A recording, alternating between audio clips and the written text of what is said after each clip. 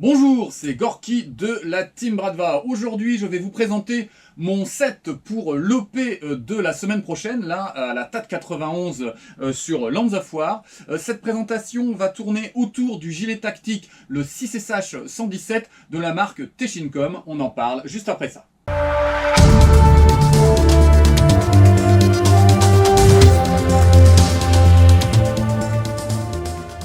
Alors j'aurais pu vous présenter ce gilet tactique, le 6SH 117, puisqu'on m'avait fait plusieurs fois la demande. J'ai un follower qui est revenu dessus comme ça sur plusieurs vidéos. Alors il a renoncé, je pense qu'il s'est peut-être dit que j'allais pas le faire. Si, ça y est, c'est aujourd'hui. Hein. Et en fait l'idée c'est que j'avais pas envie de vous le présenter comme un espèce de produit. Je voulais vous le présenter dans une démarche opérationnelle, c'est-à-dire pourquoi j'ai choisi ce gilet tactique parmi tout ce que j'ai, parce que j'ai quand même beaucoup de choses, sur cette OP de la semaine prochaine, d'accord? Donc, je vais vous partager ma réflexion. Donc, qu'est-ce que c'est que cette OP de la semaine prochaine? C'est une OP sur 2 jours, avec une nocturne, la possibilité de dormir sur place, il va faire très chaud, on va marcher beaucoup, il y a 25 hectares, beaucoup de bâtiments, donc c'est très étendu. On est sur une organisation dont on a l'habitude, qui va nous obliger à faire beaucoup de recos, qui va nous obliger à faire beaucoup de collecte d'items, donc on va avoir pas mal de crapahutage. Donc la première question que je me suis posée, c'est qu'est-ce qu'on va choisir de jouer, nous, notre équipe, la Team Bradva, sur ce type d'OP. Alors pour nous, il y a 2 façons de jouer. La plupart du temps, on a un certain nombre d'actions en début d'OP, et puis on va avoir notre QG, un QG qui est attaquable, hein, et dans lequel on va pouvoir transporter et entreposer, on va dire, notre excédent de matériel. 2 stratégies possibles. Soit on se déleste du maximum, on a vraiment juste de quoi faire un raid et rentrer, un autre raid et rentrer. Et donc on devra s'alimenter, boire, regrailler et intervenir sur notre gear en fait, à chaque fois qu'on va devoir rentrer. D'accord ?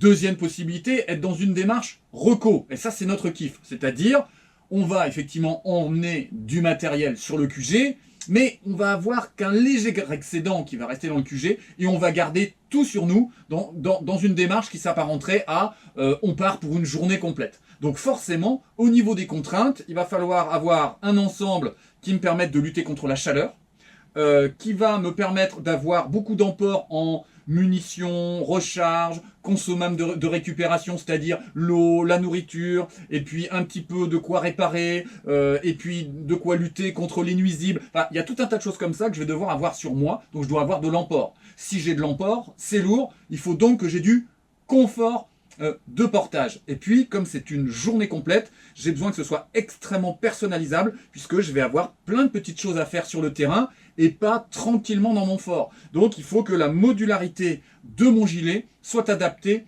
à cette démarche. Bien, alors, évidemment, sur les jours d'OP, on ne teste rien. On n'utilise que ce qu'on connaît, ce qu'on maîtrise, et qu'on a joué d'innombrables fois. Sinon, c'est sûr qu'on part à la casse. Qu'est-ce que moi je connais bien ? Et je vais vous présenter les 2 gilets que j'ai choisi de ne pas prendre et qui sont très opposés, mais que j'ai l'habitude de jouer sur les dominicales. Le premier, le Panzir. Je l'enfile et on en parle juste après ça. Me le voilà avec mon Panzir. Alors c'est un matériel que j'aime beaucoup, hein. J'ai eu beaucoup de mal à le récupérer en Russie. Il a été fait sur une commande vraiment spéciale, il n'y en avait plus de disponible. Et c'est quelque chose que je joue très régulièrement sur des dominicales. Il y a plein de joueurs qui ont pu me croiser et contre lesquels j'ai joué avec ce Panzir. D'accord ? Les intérêts de ce porte-plaque, ça va être la modularité, puisque j'ai du molle devant-derrière. Je vais avoir la possibilité de porter une ceinture tactique puisque j'ai un dégagement relativement haut. Je vais avoir un camelback derrière, voyez, voilà. Et il est très peu large, ce qui va me permettre de me positionner assez facilement derrière les arbres sans avoir de risque d'être touché. Et il ne dépasse pas non plus, on va dire, de ma silhouette sur les côtés. Par rapport aux contraintes dont je viens de parler tout à l'heure, eh bien, on va avoir l'essentiel du poids qui va être en hauteur. Et comme il y a du poids en hauteur, pour maintenir ce poids en hauteur, et même si on équilibre le portage avec le camelback, moi j'ai assez rapidement des douleurs au dos et des points de compression au niveau des trapèzes. Ensuite, la position couchée est entre très désagréable et impossible. Bien sûr, je pourrais ne pas porter ma grenade devant, mais ça reste assez désagréable de se coucher avec le porte-plaque.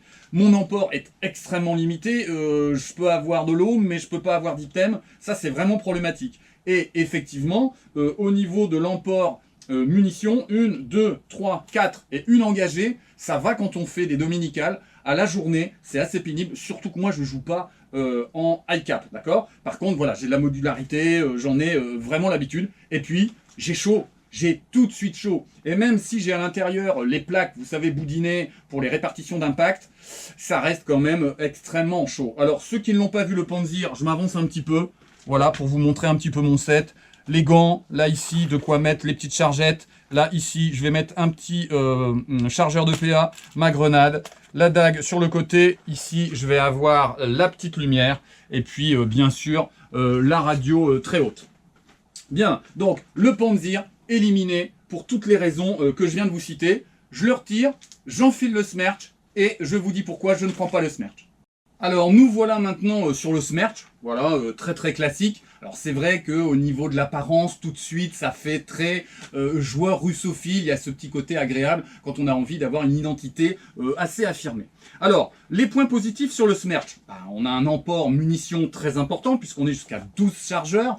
Moi je sais que je ne suis pas à 12 chargeurs puisque là, côté fort, je vais avoir mon PA ici, d'accord, mon PA qui va être calé par un chargeur. Donc on n'arrive pas à 12 exactement. Je vais avoir une musette. Cette musette va me permettre bien, de faire du transport d'items et de nourriture. Donc ça comble un des besoins que j'ai évoqués précédemment en fait. Une véritable ergonomie de portage. Pourquoi? Parce que j'ai l'essentiel du poids ici, comme avec un sac à dos, sur les hanches. Donc je n'aurai pas de douleur au dos, ça c'est bien. Et la position couchée va être favorisée par le fait que je n'ai rien devant. Il n'y a pas de souci. C'est totalement aéré. Donc le Smerch, pour moi, était une meilleure option que le Panzer. On monte en gamme. Le problème, j'ai quasiment pas de modularité. Donc si je veux avoir une deuxième radio, je suis embêté. Si je veux avoir un kit pour nettoyer mes lunettes, c'est pas terrible. Bref, j'ai un vrai problème de modularité avec le Smerch. Ensuite, je n'ai pas non plus la possibilité d'avoir holster, d'accord? Alors qu'avec le Panzer, j'avais cette possibilité là, je suis de nouveau obligé de faire de la bidouille dans mes poches. Il est large, il accentue, tu voyais là, il y a un côté réfrigérateur, ça m'écarte même les bras, ce qui fait que quand on est derrière un arbre ou quand on se met de côté, eh bien cet élargissement de la silhouette peut être une gêne. Régulièrement, notre bouclier, alors qu'il jouait en Smerch, eh bien se plaignait du fait qu'il était régulièrement touché sur les poches latérales. Et puis, pas de montage de camelback. Donc là, souvent, je suis obligé de sacrifier côté faible 2 chargeurs, d'accord, à l'arrière, et de glisser une gourde, de vélo. Donc, vous voyez, je suis obligé de m'adapter. C'est pas forcément le top. Bien. Je vais retirer mon Smerch et je vais passer au 6SH 117 puisque c'était ça que vous attendiez et vous expliquer pourquoi ça sera mon option pour l'OP de la TAT de la semaine prochaine. A tout de suite. On arrive enfin au centre du sujet, ce gilet tactique russe, le 6SH 117 de la marque Teshincom, d'accord? Avant de vous parler de mon montage, parce que ceux qui viennent de l'apercevoir comme ça à la caméra vont dire c'est bizarre la façon dont il a positionné les poches, je vous mets déjà à l'écran la base, c'est-à-dire le gilet, tout simple, avec la maille sur laquelle vient s'implanter le système MOL, devant, entièrement, et totalement derrière.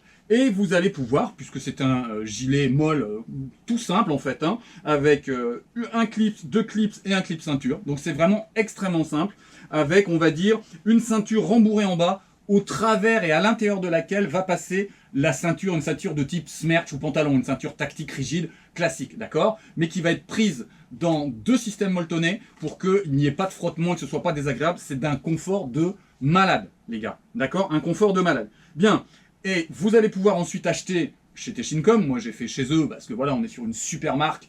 Franchement, vous l'achetez, ça vous fait votre carrière d'airsofter et puis celle de vos enfants, et vos enfants vont pouvoir le revendre, il n'y a pas de problème quoi. À part se rouler sur le bitume c'est increvable. Bien, et ensuite vous achetez les différentes poches et vous allez pouvoir travailler la modularité de ce gilet tactique. Alors, sur les points positifs, je viens de le dire, on est full molle devant derrière, super modulaire. Donc moi j'ai personnalisé, je sais exactement où est chaque chose, que ce soit côté fort ou côté faible. Donc vraiment, je vais être comme à la maison. Vous voyez, tout tombe sous la main, je sais où sont chaque chose, limite les yeux fermés, je vais pouvoir aller manipuler ce gilet tactique tellement je l'ai dans la peau.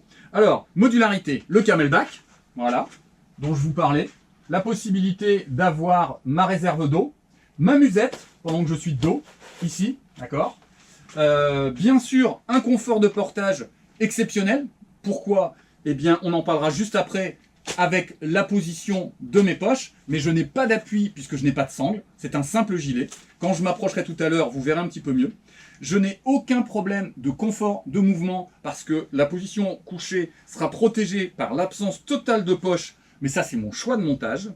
Je vais avoir un emport de 8 chargeurs, puisqu'à la différence d'un Smerch, on est sur des poches AK 2 chargeurs. Et j'ai retiré les séparations, donc ça ne me change rien. 2 chargeurs, et moi je vais perdre un chargeur, puisque je vais avoir mon PA côté fort avec un chargeur de calage. On va dire que c'est aéré, mieux que le Panzer, mais un peu moins que le Smerch, puisque j'ai quand même le gilet sur moi. C'est un petit peu plus large en bas que le Panzer, bien sûr, mais nettement moins que le Smerch. Et on va dire, le petit problème, je ne peux pas avoir un vrai holster, puisque moi je refuse, j'ai horreur d'avoir des plaques de cuisse, je trouve ça hyper gênant, puis ça crée des zones de frottement, c'est pas fait pour marcher longtemps. C'est comme les genouillères, c'est bien, c'est sympa, ça permet de poser les genoux. Ah ouais, mais au bout de 2 jours, on est enflammé à l'arrière des genoux, justement, c'est super désagréable. Donc moi, toutes les douleurs, à un moment donné, on les a dans la tête. Et toutes ces douleurs, elles nous font perdre de la réflexion, perdre des réflexes, perdre de l'analyse. Moi, j'ai besoin de piloter mon équipe, j'ai besoin de comprendre les scénarios, j'ai besoin de savoir où sont les autres, je dois gérer mes radios, je peux pas me dire j'ai mal au dos, j'ai mal aux genoux, je suis brûlé par-ci, je suis piqué par là. Non, c'est pas possible. Donc il faut qu'il y ait le moins de charge cognitive possible, le moins de charge mentale possible. Sinon, vous voyez, pour moi, il n'y a que des avantages. Alors, pourquoi il y a que des avantages sur ce 6SH 117? Eh bien, c'est parce que je ne l'ai pas monté de manière académique. Je vais vous mettre une photo aussi. De manière académique, vous allez avoir les poches AK qui sont sur le plastron et donc au-dessus du nombril et qui vont avoir comme conséquence, évidemment, eh bien, une augmentation du centre de gravité et un déport vers l'avant et des problèmes de dos, des soucis et des douleurs en tout genre. Alors, j'ai décidé de descendre les poches sur les hanches et de les positionner à un endroit précis, c'est-à-dire légèrement en avant des hanches et légèrement en arrière des hanches, pas trop vers l'arrière, pas trop vers l'avant. Si j'avais pris les premières positions, j'aurais gêné la position couchée. Si j'étais trop vers l'arrière, j'aurais gêné la capacité au niveau préhension d'aller prendre mon matériel assez facilement, d'accord? Alors, ça n'est pas ma réflexion personnelle. Moi, vous savez, je n'aime pas m'attribuer les mérites des uns et des autres. Moi, c'est un échange que j'ai eu avec Vlad de la Mort, que je salue au passage. Hein. Alors, mort, c'est un acronyme, hein, M-O-R, hein, c'est pas la mort, d'accord, ok. Et lui, il est tout le temps au sol en train de faire du ramping, se planquer, le gars, c'est un vrai ninja. Ouais, enfin, sauf que quand il se lève, c'est direct un samouraï. Hein. Et lui, c'est lui qui m'a dit, voilà, je crois qu'il a un 117 aussi, je ne me rappelle plus exactement, mais c'est une base comme celle-là. Et j'avais vu qu'il avait mis ses poches vraiment extrêmement basses comme ça. Et je me suis dit, bah tiens, est-ce qu'on retrouve des soldats qui vont avoir un petit peu ce fonctionnement au niveau RS? Et effectivement, j'ai trouvé un certain nombre de photos où on peut voir des soldats russes qui ont ce type de gilet tactique et qui ont descendu, pour des questions de confort de portage, c'est une évidence, eh bien, leur poche, et qui portent aussi une musette. Il y en a même certains que j'ai pu voir où on a le duvet qui se balade derrière parce que il faut bien gérer quoi. Ils n'ont pas tous la chance eux, de rentrer à la maison le soir et de prendre une douche. Bien, alors, si je vous parle maintenant de ce gilet dans le détail avec mon montage à moi. 1. Dégager totalement le plastron. Ensuite, côté fort, je vais m'avancer pour qu'on voit les choses. Côté fort, je vais avoir ici la descente du camelback avec un système aimanté ici, qui va me permettre de le repositionner et d'éviter d'avoir le truc qui part dans tous les sens et qui fait du n'importe quoi. J'ai horreur de ça. Là, voilà, c'est un petit aimant que j'ai acheté qui est, alors je sais plus, c'était un petit magasin de survie ou de bushcraft ou je sais pas quoi, qui permet de stabiliser les choses. Ça, c'est important quand on est dans la forêt. Au centre ici, j'ai un petit mousqueton qui me permet de pendre ma casquette et mon stalker. Pourquoi? Eh bien parce que lorsque je suis en pause au niveau du QG et qu'on est 40 ou 50 joueurs, moi j'accroche tout dessus. J'ai pas envie qu'il y en ait un qui parte avec mon stalker, même de bonne foi, hein, ou avec ma casquette ou je sais pas quoi. Donc moi j'accroche absolument tout sur moi. Sur le côté droit, ici, je vais avoir mon kit nettoyage de mes lunettes. Il va faire chaud, on joue pas avec des lunettes grillagées. Je vais avoir des Kleenex et puis ici, des petites microfibres spécifiques pour entretenir mes lunettes sur bien, le terrain. Côté fort tout de suite, je vais avoir ma petite grenade ici, marquée. Voilà, on va être très très nombreux. Donc j'ai marqué Gorky dessus. Et puis toujours côté fort, comme je vous en ai parlé, ici Mon Glock, j'ai pas pris le Gratch, pourquoi? Parce qu'il est lourd, parce qu'il me permet pas de refermer ma poche, et parce qu'il faut que je retravaille, là, ici, la question de la queue de détente. Elle est insupportable, cette queue de détente sur le Gratch. Et puis, je vais avoir le chargeur de calage, bien sûr, la Dragon, et même si j'arrive jusqu'au bouton de pression et que c'est totalement sécurisé, moi, sur les OP, je dragonne systématiquement mes PA. Et je vais avoir, derrière, ici, deux chargeurs en 5,45 par 39, puisque j'utilise sur la partie, je vous les montrerai juste après, deux AKS 74U. Voilà pour le côté fort. Côté faible, je vais avoir mon système de portage de gants, voilà, que j'utilise sur la plupart de mes gilets. Je vais avoir deux poches PA, mais je n'en utilise qu'une pour mettre un chargeur de PA. À côté, là, ici, je vais avoir une chargette avec le grammage qui correspond au PA. C'est plus léger et c'est plus rentable que d'avoir un chargeur. Et c'est rare qu'on soit obligé de prendre un chargeur, puis deux chargeurs, puis trois chargeurs. On est en OP, on n'est pas en CQB. Toujours sur le côté faible, je vais avoir des ciseaux. Alors, c'est pour la déco, mais pas que. Assez rapidement, quand il y a une blessure, on a des problématiques pour dégager la zone blessée. Là, c'est long, il va y avoir des gens fatigués. Donc, j'ai des ciseaux médicaux. Ce ne sont pas, c'est pas du Doomy, ce sont des vrais ciseaux médicaux pour intervenir s'il y a un vrai souci. Je vais avoir ici, deux chargeurs AK. Et ici encore deux autres chargeurs AK, en sachant que si le camelback finalement est trop lourd et que j'ai pas besoin de l'utiliser, je sacrifierai ces deux chargeurs si le nombre de tirs voilà, si on n'a pas besoin de trop tirer vu les scénarios, et je mettrai une petite gourde ici pour que ce soit moins compliqué. Ici, je vais avoir ma poche radio. Pourquoi je mets la poche radio très haute comme ça? C'est parce que je ne joue jamais avec des PTT. Pourquoi? Parce que ça crée des problèmes de fiabilité. Hein, encore la dernière fois, on épaule, et puis ça appuie sur le PTT à droite, et puis ça prend le signal, on n'arrive plus à communiquer, ça bloque tout. C'est vraiment extrêmement pénible. Donc là, c'est à la voix, je peux baisser le volume et entendre quand même, puisque c'est juste au niveau de l'oreille. Pourquoi j'ai une poche ici avec une deuxième radio? Simplement, souvent, alors moi j'aime pas utiliser les bicanaux, d'accord, parce que encore une fois ça pose des problèmes de fiabilité. Donc je vais avoir mon équipe ici à l'oreille, et là je vais avoir soit une autre équipe, soit le commandant, soit un bicanal avec l'équipe Alpha, Bravo, bon voilà, je vais avoir l'autre équipe plus le commandant sur ma deuxième radio. Moi j'ai toujours deux radios. Une dague ici. On ne sait jamais, les répliques d'armes blanches peuvent être utilisées, on ne sait pas ce que nous réservent les organisateurs de l'OP. Dans le dos, la musette. Là, ici, je vais avoir, dans ma musette, ici, je vais avoir de quoi me protéger avec ma cape de pluie. Et la musette, je vous montrerai ce que j'ai mis dedans, là, juste après. Mais elle me permet de faire pas mal de portage et puis de récupérer des items. Et vous voyez, c'est mieux qu'une dump pouch, je vais aller chercher dedans extrêmement facilement. Le camelback. Classique, voilà, je vous l'ai montré tout à l'heure. Je pourrais même agrémenter avec de nouvelles poches ou positionner, vous voyez, un habit ou quoi que ce soit supplémentaire derrière l'élastique. On peut mettre des choses assez facilement ou un item, encore une fois. D'accord? Si je vous dis maintenant ce que je mets dans ma musette, histoire de tenir sur le terrain.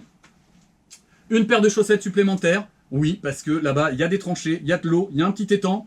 Il suffit de mettre le pied dans un endroit et se retrouver plein de flotte.